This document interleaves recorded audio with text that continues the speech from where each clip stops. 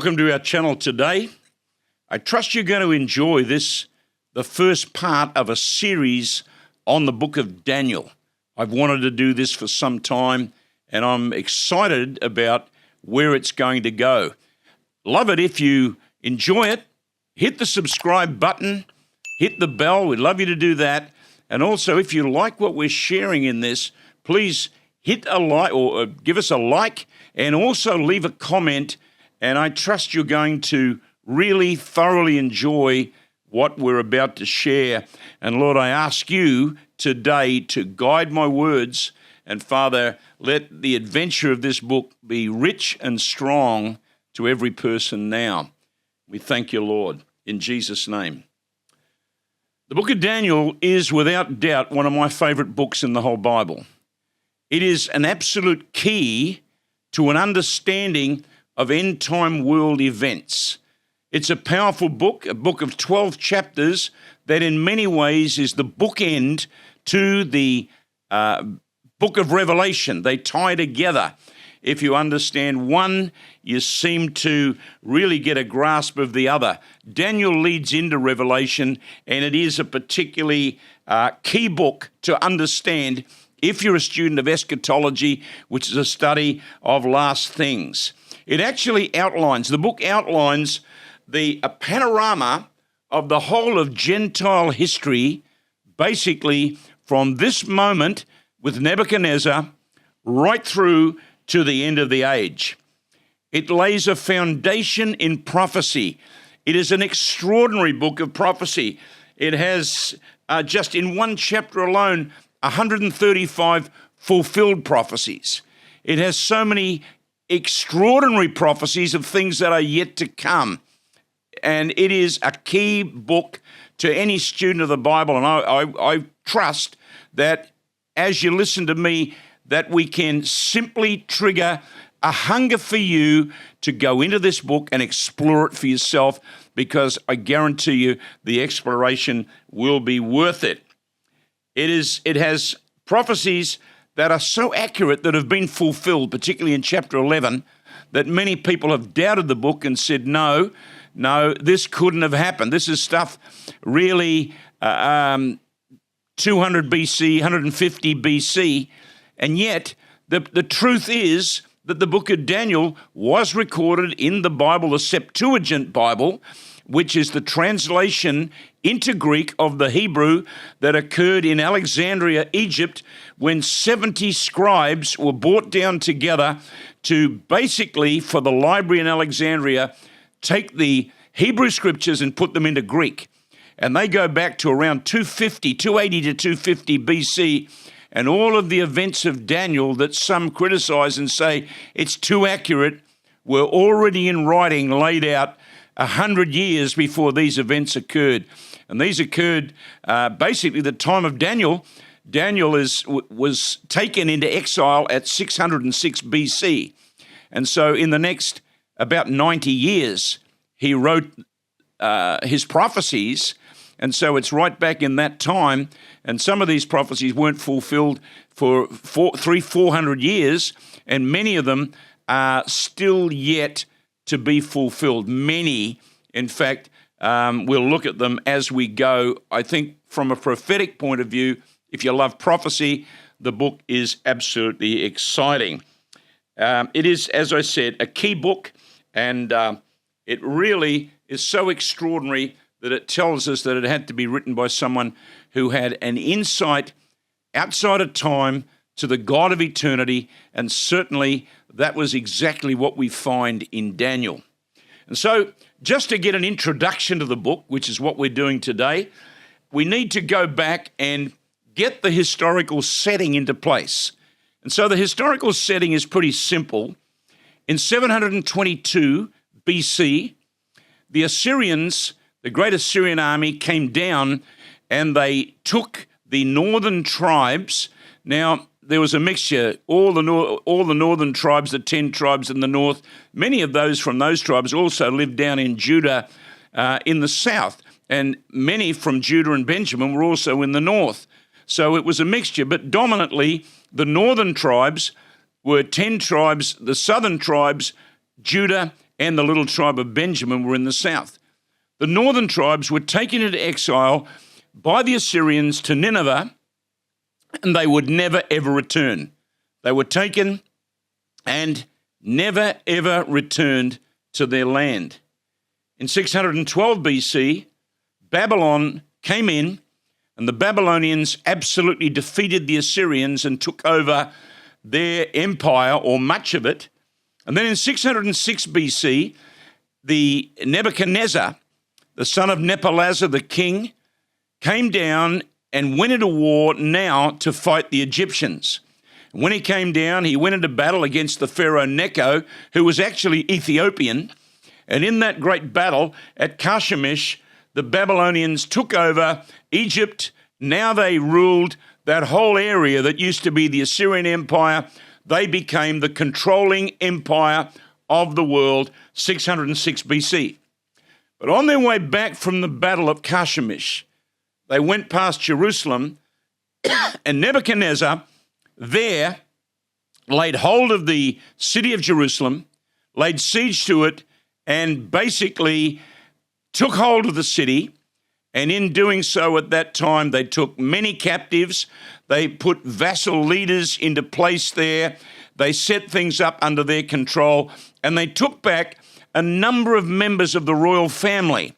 And among them was a young man called Daniel, who was possibly 14 or 15 years of age when he was transported out of the city of Jerusalem and taken to this enormous city of Babylon, which must have been the most extraordinary city in the world. I had the privilege of going into in Berlin to the museum there, the Island Museum, where part of the gates, the Ishtar gates of Babylon, have been rebuilt. And you can actually walk through the very gates through which, or the commencement of them, through which Daniel would have walked on his way in on the exile into the land. We know that for the southern tribes, firstly, for the southern states, Judah or Babylon, it gets confusing when we talk about the northern tribes being called Israel and the southerns being called Judah, because later on they blur and the whole nation is referred to as Israel, so it can get confusing. Don't let that happen. It was really for convenience probably there that they were labeled as such. But there were three exiles. Firstly, we remember the Assyrians took the northern tribes. They never came back. The southern tribes were taken in three exiles. The first one, 606 BC, when Daniel was taken. The second one, 597 BC. And this was tradesmen and craftsmen who were taken back. And among them was a man who was an amazing prophet by the name of Ezekiel. And then in 586, the city was totally sacked and the city destroyed, the temple burnt, and Israel or Jerusalem reduced to rubble there, to a complete mess.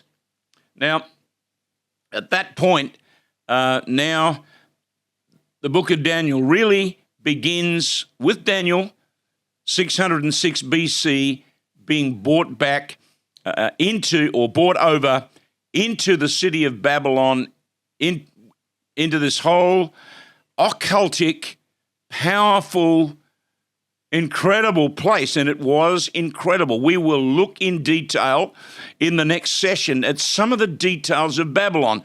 It was an extraordinary culture. It began many things, and we'll talk about how they established much of the mathematics we use, time, etc. We'll look at that in the next session. But into that place came these young boys, young royal boys, brought in, and when they came in to be changed and converted, and really to be changed into good Babylonians. Now, when we come to the book itself, we need to understand that it's not chronological. We will understand it's not chronological. It is basically laid out. The first 7 chapters are narrative, that is, their stories, and then from there, after 7 through to 12, it becomes powerful prophecy. But it doesn't follow absolutely systematically as you would expect. if you're studying it and you want to put the chapters in order of time, I think they're placed there in order of convenience, separating narrative from the prophetic. It'll be like this for you, and you can see it on the screen. Firstly, chapter 1, the exile to Babylon. Secondly, the king's dream, chapter 2. Third, bow or burn, which I believe is extremely prophetic, and I think it lines up into the book of Revelation, chapter 13. We will discuss that and open that up as we go. And then chapter 4, the king's ego trip, which led to him eating grass and getting around like an ox, convinced he was a beast of the field, had an absolute revelation of God. And I think there's a very, very strong chance that Nebuchadnezzar, that despotic king who would have your eyes plucked out or have you burnt to death or turn your house into a dunghill, I think there's a very good chance that we might see him in heaven, because his testimony was that he really swung to the God of Israel, opened up his life and repented of his sin, and then shared his testimony. So there's actually a chapter in the Bible, which a whole lot of it is written by the despotic king Nebuchadnezzar, and you hear his own words of the impact of God upon his life. That's one of the things you'll find in this book, that it is a supernatural book where Daniel, under the divine hand of God, is used to see the whole Babylonic structure change to the degree where he is elevated to highest positions in the land and impacts the leaders so profoundly that world history has been changed through one man. And that's the extraordinary thing that I find in the book of Daniel. How much can be changed through one person? It only takes one. How much can God do through one person? And we learn a lot about his character. We learn a lot about his strength, a lot about his courage. We learn heaps about this man called Daniel in the scriptures here, especially chapter 4, but right through. Then we jump from 4 to 7 and 8. These are absolutely explosive. I believe that 2 and 3 are also extremely prophetic, but they're seen more as narrative. But now it gets into deep prophetic stuff, end time stuff. It will talk about the Antichrist and lay incredible details of coming events. And then in chapter 8, we again find extraordinary information relating historically to Alexander the Great. We see unbelievable things with Alexander the Great. For example, he is described in such detail that when Alexander was moving down, taking nation after nation in his great quest for world dominance, he came to Jerusalem, and we read in Josephus's writings that when he came to Jerusalem, the elders came out, and one priest came out.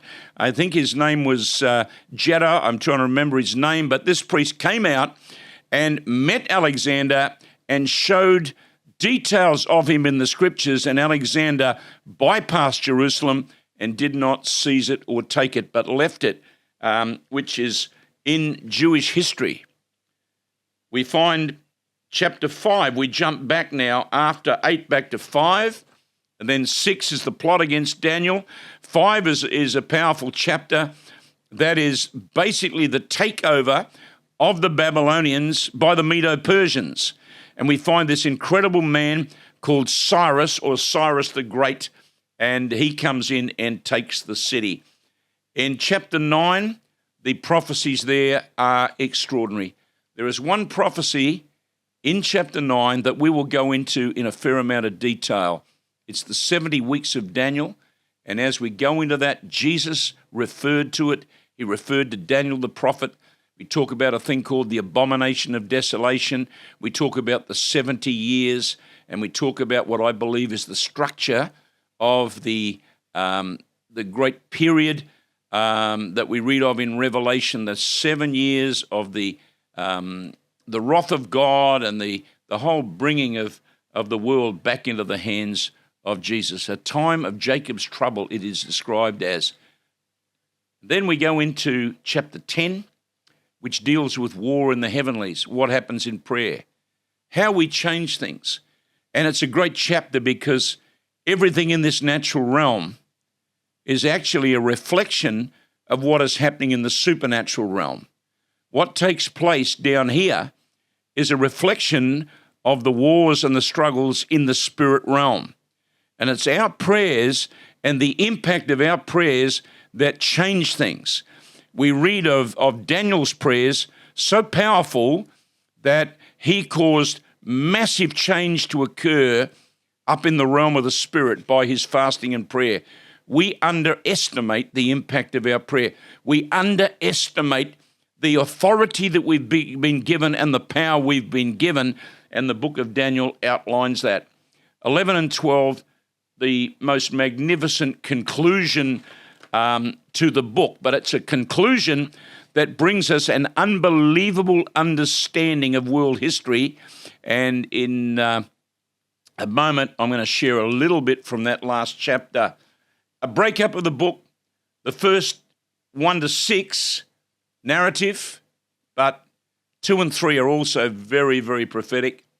7 to 12, fantastic prophecy, and it truly is an incredible book. Now, what I want to do just now to wind up where we're at is say, I know it's our introduction, but I'm going to take you to the last part of the book and share it just a little bit to get us into place as we go into this book. As I said, it's incredibly strategic.